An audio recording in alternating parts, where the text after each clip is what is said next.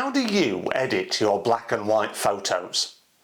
I see so many monochrome images out there that are just washed out and lacking in contrast. Ugh. But of course, black and white photography is all about contrast. So in this video, I would like to share with you my way of editing black and white photos. If you like it, then please feel free to follow along, and don't forget to like this video and subscribe to the Yorkshire Photo Walks YouTube channel if you haven't done so already. So let's dive into the software and turn this bit of a car crash into this. So here we are in the post-production software, and my post-production software of choice is Capture One, but the edits that we'll be making to these photographs today in this video can be made in all good post-production software and some rubbish ones as well. So don't feel that just because it's in Capture One that you won't be able to do these edits. You might just have to find the sliders and the various different elements just in different places, but to all intents and purposes it's all pretty much the same thing. Now, I've chosen this photograph that I took on Christmas Day in 2023 over at Saltwick Bay on Yorkshire's beautiful coastline.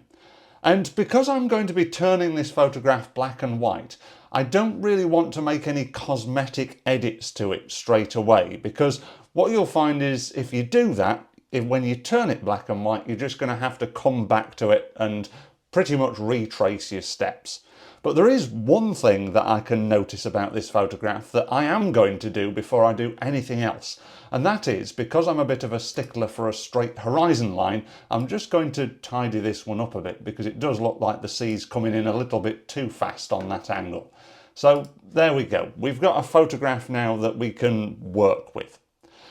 I could quite easily just come across to this colour editor over here and drag the saturation back, and hey presto, it's turned our photograph black and white.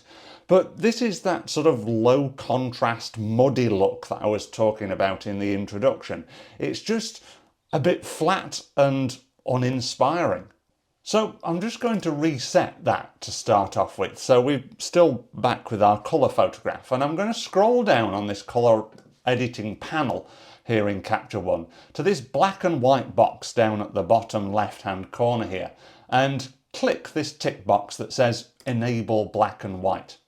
It does exactly the same thing. It's still muddy, it's still lacking in contrast and detail, but what we do now have is access to these colour channels behind the black and white of the photograph. It's almost like we've placed a black and white filter on the photograph, but we still, if we took that black and white filter away, we would still be able to see the colour photograph.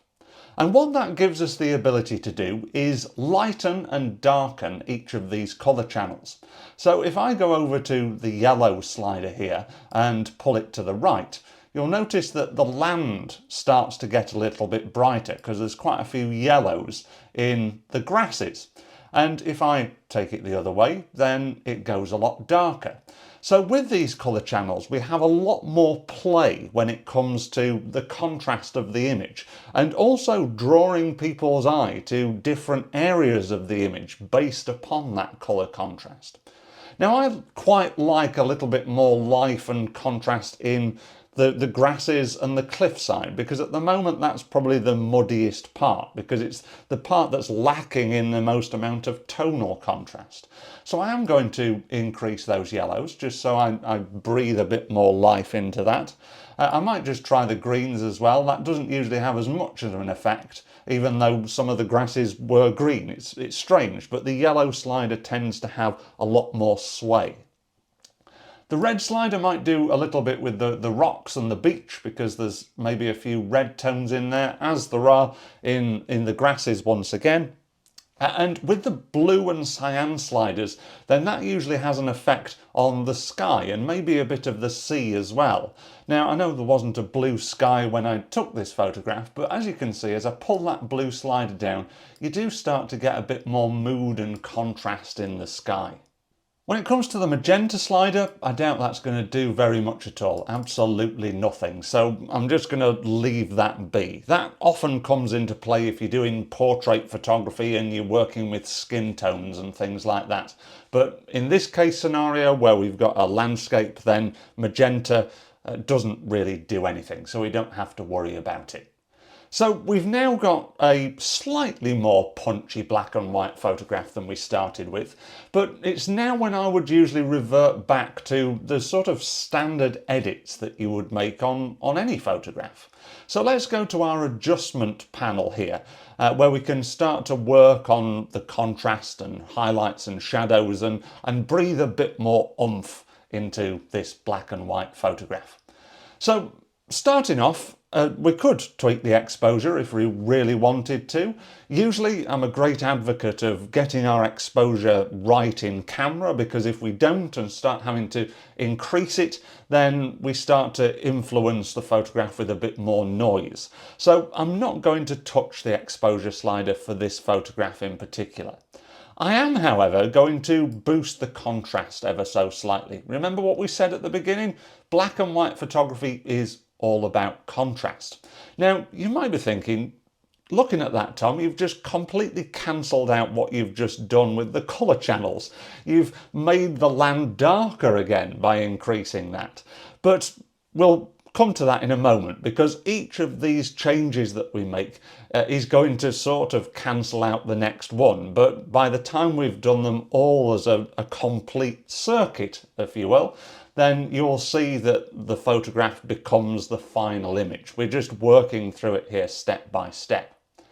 I'm not going to bother about brightness, and I'm certainly not going to bother about saturation, because obviously we're looking at a black and white photograph here. When it comes to the dynamic range panel, I am going to leave the highlights where they are for now. I might come back and tweak those a little bit later on, but for now I'm happy with where those highlights are sitting. But I do think we do need a bit more shadow life in this photograph, especially around the base of the rocks at the bottom of the cliff here, where it looks like it's completely dark. There's no detail there whatsoever. In fact, if I open my histogram, it's saying here that there is some detail there, but ideally I'd like this histogram to shift over to the right a bit more to fill out the midtones. And I'm going to do that by just increasing those shadows. And there we go. It seems to breathe, again, that life back into it that we may have taken a little bit away by that little tweak of the contrast. Now, looking at this photograph now, if this was your picture and you were making these edits, you'd maybe think, well, that looks absolutely fantastic now. I'm happy to stop where I am. I don't need to do any more. But I think there's a few more things that we can just slightly tweak to make this a really nice, punchy, contrasty photograph.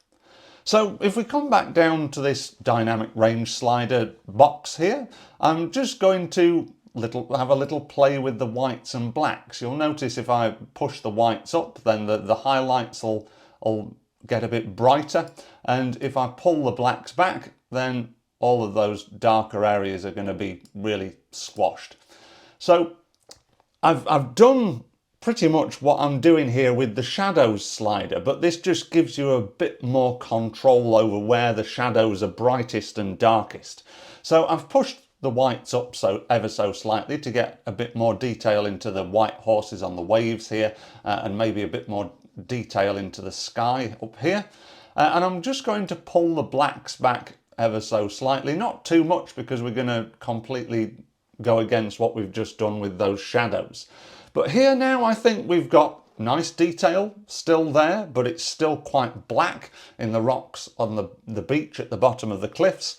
And we've got a bit more punch and life in the sky now. So again, subtle tweaks go a long way. I'm not really pushing these one way extremely or another.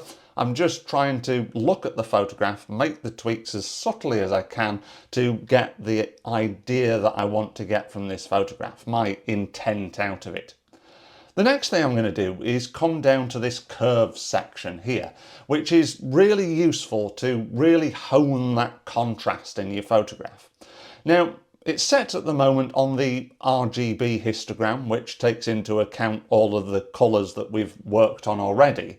So I'm not necessarily bothered about what the colours are doing. So I'm going to click on this Luma curve here, and that just takes everything into account, and it's almost flattening it down into this tonal range of the black and white photograph that we see before us.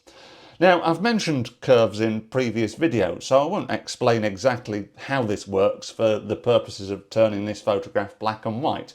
I just want to show you how we can use it to intensify the contrast and bring a bit more life into this photograph. Now, I'm going to come up to this little hamburger menu up here and click on it, and just click on 5-point all channels.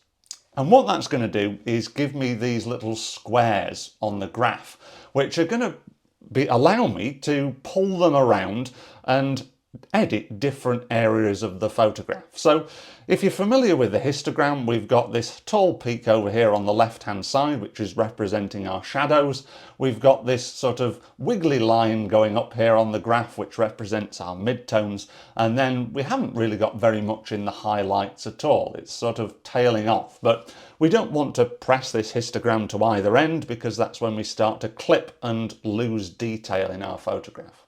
So let's start off by pushing this bottom point up a bit. If I do that, you'll see that the shadows start to come to life, because we're affecting the shadows section of the histogram. If we move this middle point around, then that's going to affect our midtones. So you can see that the sea and the sky and the clouds are starting to move around a bit. And if we move this top point here, and if I pull that down ever so slightly, then it's going to start flattening off the highlights in, well, the highlighted areas of the photograph, sort of in that lighter section of the clouds and the sea. Now, I don't really want it to flatten that off. I want it to move up a bit like that. So I'm breathing a bit more life into the lighter areas of the picture. So I'm not going to push it that far. Again, it's all about subtlety with these edits. So it's all about bringing things to exactly where you want them. I would recommend that even when you're making these little tweaks, you're constantly looking at the photograph, because it's the photograph that's going to give you what you want, not necessarily the technical backstory that we're doing on the left hand side here. Now we've got this sort of weird shaped curve here, and to me it just all looks a little bit bright and in your face. Again, we've gone the opposite way here. We've lost a lot of that contrast that we put into it earlier on. So instead of that little peak going up, I'm just going to pull it back down a bit and just keep it probably around where it was, not making too much of an effort to change that area of the shadows, because I think that the contrast slider that we've already worked on has done a reasonably good job of that.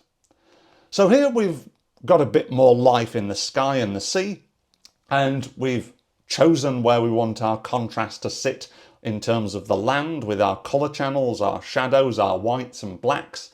And I think it's now starting to look pretty much how I would like it. But there's one more thing that I'm going to do, and that is to come down to this clarity panel down here, where we've got clarity and structure. If you're working in Lightroom, I think the sliders are texture and detail, but they pretty much mean exactly the same thing and do pretty much exactly the same thing as well. So if I increase the clarity, again, it's just going to give a bit more oomph and punch to the photograph. You can see it probably mainly in the area of sea around here, where we can start to see the definition of the waves quite a lot more. If I just reset that, it just looks a little bit flatter. Now, if we were dealing with a colour photograph, then I would say be really, really careful with these sliders, because it can often make colours look really false and maybe oversaturated. So don't go too far with these with colour photographs. But because, as we've said all the way through here, that black and white photographs are all about contrast, texture and detail and drawing people's eye to that, then we can go a little bit further with these. So I'm going to push this up to probably around 50%, something like that, which gives a really nice punchy contrast to the photograph here. And I'm going to just put the the structure up ever so slightly. That's more of a sort of sharpening effect. So we're not going to see as dramatic a detail, but you may be able to see a bit more detail appearing in the grasses on the cliffside down here. I'm not going to push that too far, because I think if we do, then it's going to draw our eye more to the lighter grasses rather than into the scene, as I want those sort of grasses in the foreground as a bit of a stepping stone rather than something for people to be distracted by. But I feel now that that photograph is looking pretty much how I'd like it.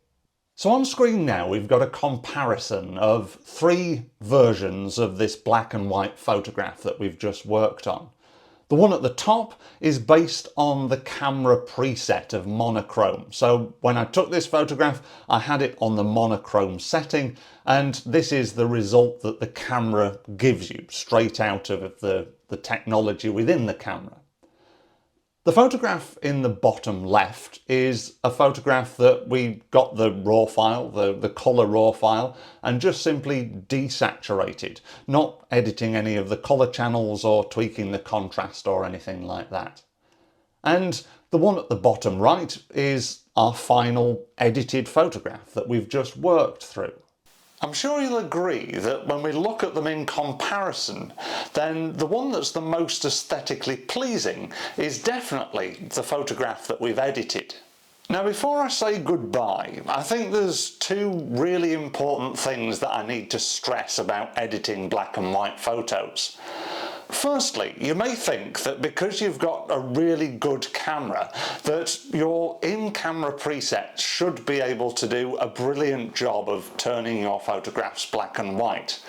But the issue that we have is that we're constantly dealing with these presets, and to be honest, I've never found a preset that does exactly what I want it to do. It never really gets my intent out of a photograph. As we've just seen from the comparison that we've looked at, it goes some of the way and it's better than just completely desaturating a photograph, but it still doesn't do the job that post-production does. And I think it's really important to stress that although our cameras might do everything these days, they don't necessarily have the ability to do exactly what we want them to do. Therefore, especially if you're photographing in RAW rather than JPEG, then post-production is a really, really good way of getting that black and white photograph to exactly how you intend it to be. The other thing to stress is that there's no right or wrong way of post-producing your photographs. There's just the way that gets your intent out of it. You might look at my photograph and you think, blimey, that's far too contrasty for me, or I would have done this, that or the other. And that's absolutely fine. Don't worry that you're doing something different to people that tell you otherwise, because ultimately the photograph is yours, and what you do to it matters from your own perspective. Yes, there's a certain level of contrast that I think we should all aspire to in our black and white photos, so we avoid that low contrast muddy effect. But other than that, it's down to our own personal perspectives. Watching this video might be a bit perplexing to some of you, especially if you're just starting out on this journey about learning about post-production. But feel free to watch it as many times as you want and keep pausing it in between so you can mirror the tweaks that I made, just so it helps to sink in. And hopefully, if you do that, the next time you edit your black and white photos, they will be absolutely punching with contrast and an absolute dream to look at.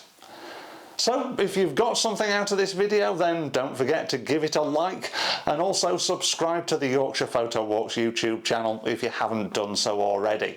And if you want to learn more about post-production in photography, then maybe this video is going to be the next best step to take. I look forward to seeing you in the next video, but until then, bye for now.